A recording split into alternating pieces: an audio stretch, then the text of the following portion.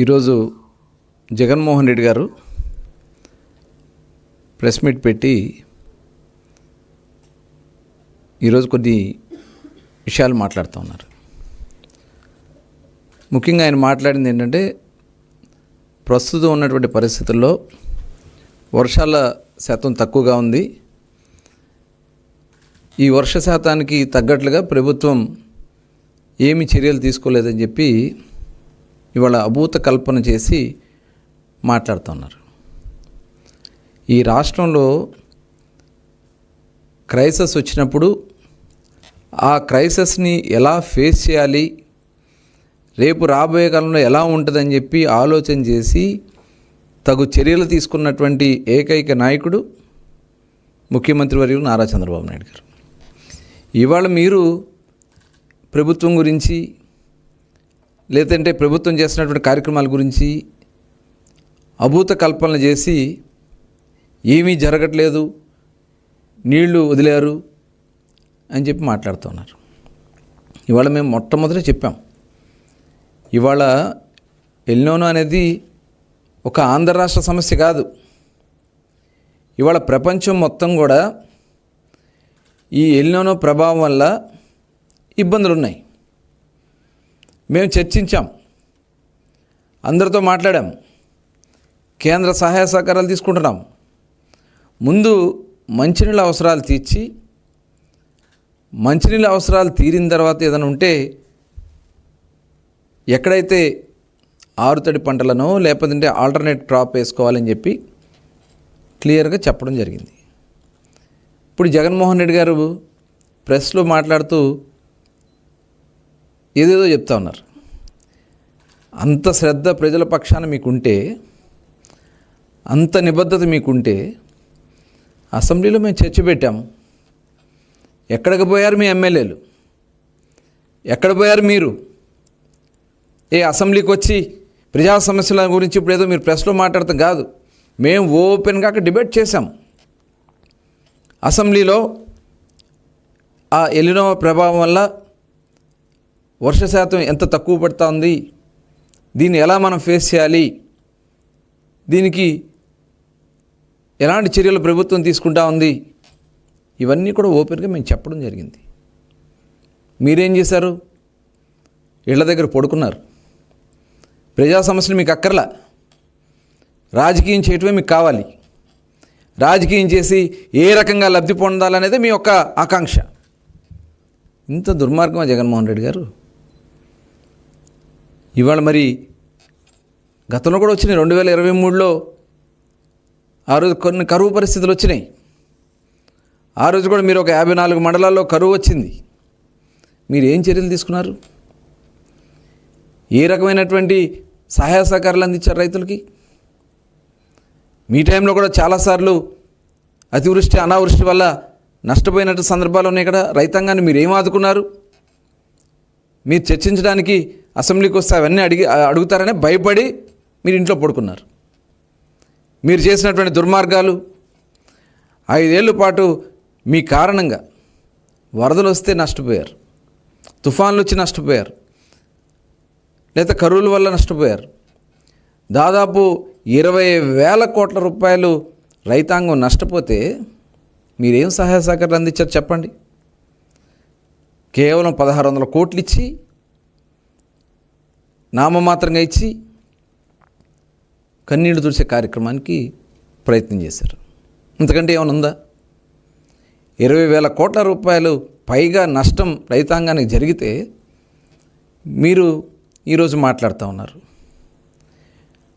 ముఖ్యంగా రాయలసీమ మీద ఈరోజు ప్రేమ నటిస్తూ ఉన్నారు. మీ 5 ఏళ్ల పాలనలో రాయలసీమకి ఇరిగేషన్ ప్రాజెక్టులకి మీరు ఎంత ఖర్చు పెట్టారో చెప్పండి. రాయలసీమ ఏరియాలో కేవలం 2,000 కోట్లు మాత్రమే మీరు ఖర్చు పెట్టారు.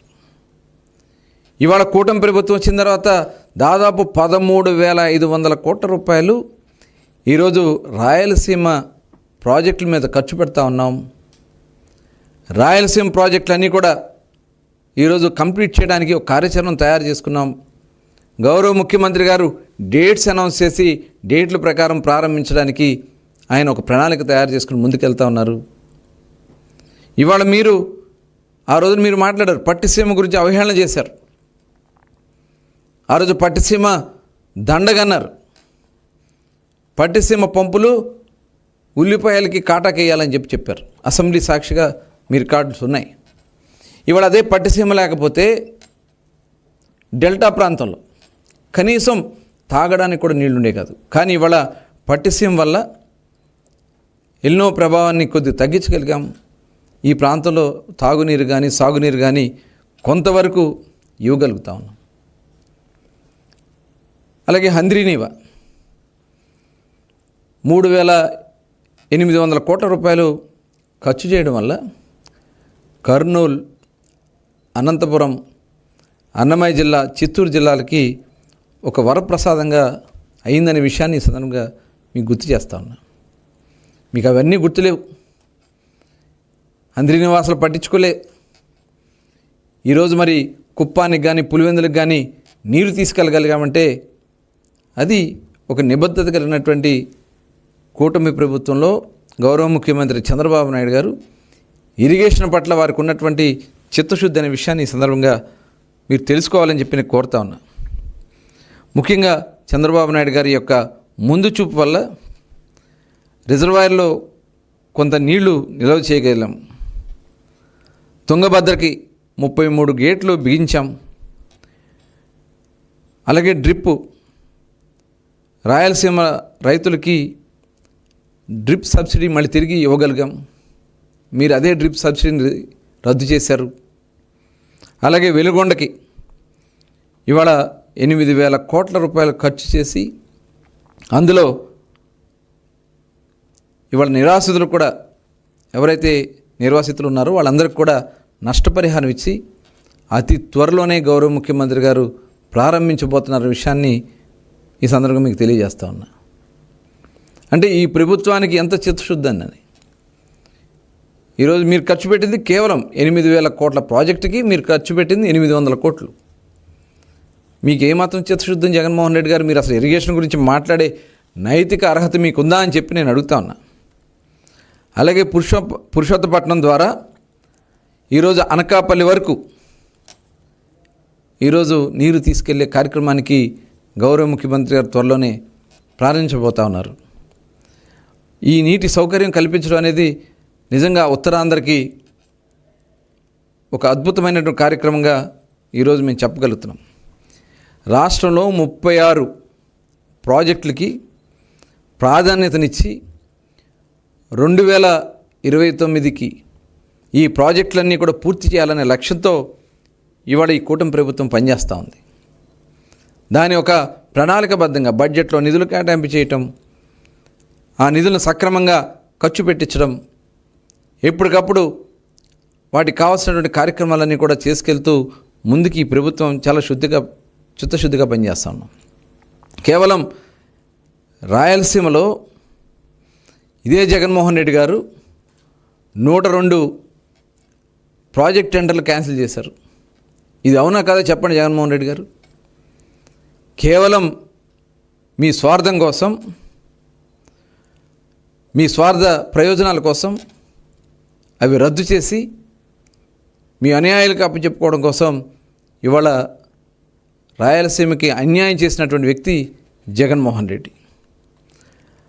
అలాగే పోలవరం ద్వారా నదులు అనుసంధానం చేసి రాష్ట్రం మొత్తం కూడా కరువు రహిత ఆంధ్ర రాష్ట్రంగా చేయాలనే లక్ష్యంతో ఇవాళ కూటమి ప్రభుత్వం పనిచేస్తూ ఉంది.